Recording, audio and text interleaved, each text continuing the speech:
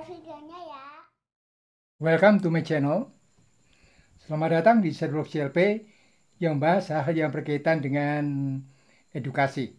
Pada kesempatan ini, kita akan memulai dengan bagaimana cara membaca diagram Venn. Ini diperuntukkan bagi para pemula. Bagi para pemula, kita perkenalkan bagaimana cara membaca diagram Venn ini. Tapi sebelum lanjut, bantu channel berkembang dengan cara subscribe, like, dan diberi komentar. Untuk itu, Pak mengucapkan terima kasih. Semoga hari-hari Anda menyenangkan. Ya, kita mulai. Di sini ada satu kotak seperti ini. Ini adalah himpunan semesta pembicaraan. Jadi, dimaksud dengan himpunan semesta pembicaraan itu adalah yang dibicarakan hanyalah yang ada di dalam kotak ini saja. Sedangkan di luar kotak itu, selain itu, tidak dibicarakan di dalam himpunan semesta ini. Jadi kita hanya khusus untuk himpunan semesta yang seperti begini. Nah, di sini ada dua lingkaran. Lingkaran merah itu adalah himpunan yang kita sebut saja dengan himpunan A.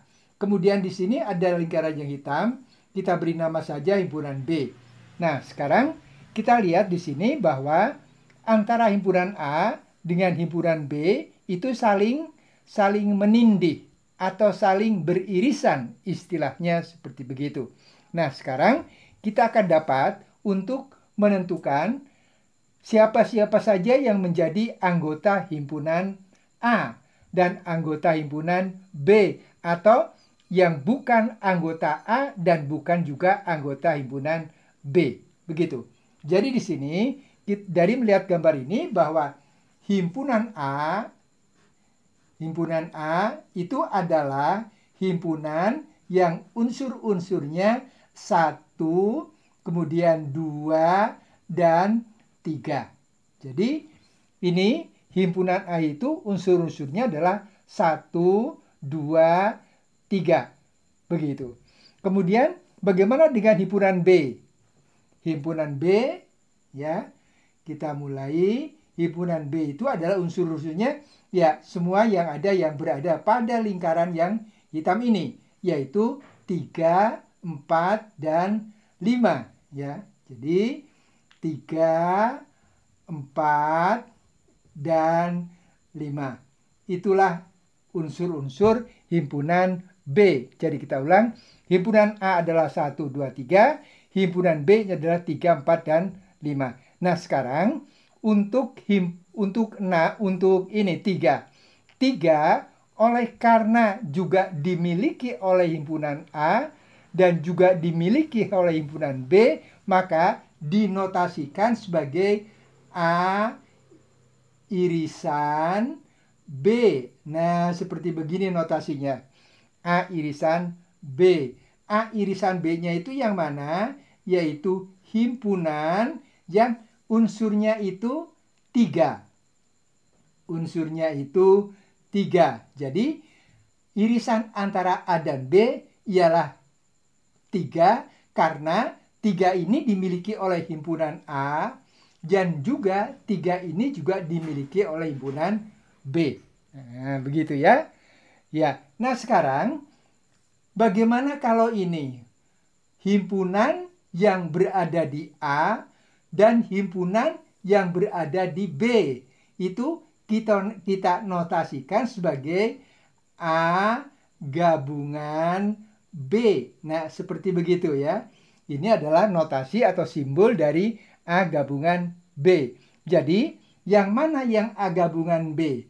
A gabungan B itu adalah semua unsur yang ada di himpunan A dan himpunan B. Unsurnya itu berapa saja? Ini 1, 2, 3, 4, dan 5. Itu ya. Dan ini adalah 1, 2, ini pakai koma ya. 2, 3, 4, kemudian yang terakhir adalah 5. Dan inilah A gabungan B. Jadi kita harus bedakan antara A irisan B dan A gabungan B.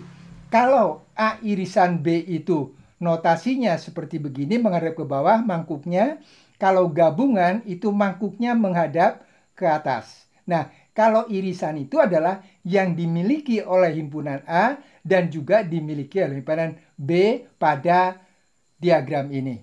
Sedangkan kalau A gabungan B itu notasinya seperti ini, mangkuknya menghadap ke atas, yaitu semua yang ada pada himpunan A maupun himpunan B, yaitu 1, 2, 3, 4, dan 5.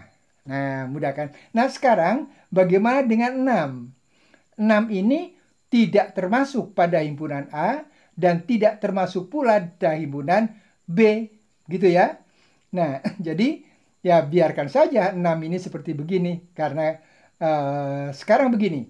Bagaimana kalau menuliskan untuk himpunan, untuk unsur-unsur yang tidak berada pada himpunan A? Itu kita mempergunakan notasi A aksen. Ya, A aksen. A aksen ini adalah semua bilangan yang tidak termasuk himpunan A. Jadi di sini adalah yang himpunan adalah 1, 2, 3, yang bukan itu ya 4, 5, 6, gitu kan?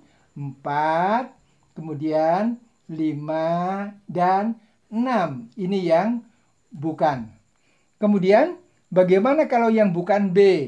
Ini dibaca bukan B ya, maksudnya bukan himpunan B atau B aksen. Itu adalah semua yang tidak 3, 5, dan 4. Yaitu 1, kemudian 2, dan 6. Nah, begitu. Mudah ya. Nah, sekarang kita tadi belum menuliskan 6 ini bagaimana ini? 6 itu tidak termasuk di A dan tidak termasuk B. Oleh karena itu, A tidak berada pada A gabungan B. Jadi, kita boleh tuliskan sebagai berikut. Bahwa A gabungan B, A gabungan B, ini tetapi yang bukan A gabungan B. Jadi diaksenkan, dikomplemenkan, ya itu sama dengan ini tadi. Sama dengan 6. Tetapi tetap bahwa 6 ini berada pada himpunan S ini. Begitu ya. Oke. Terima kasih atas perhatiannya. Semoga ini bermanfaat untuk anak-anak pemula karena semua Anda hebat.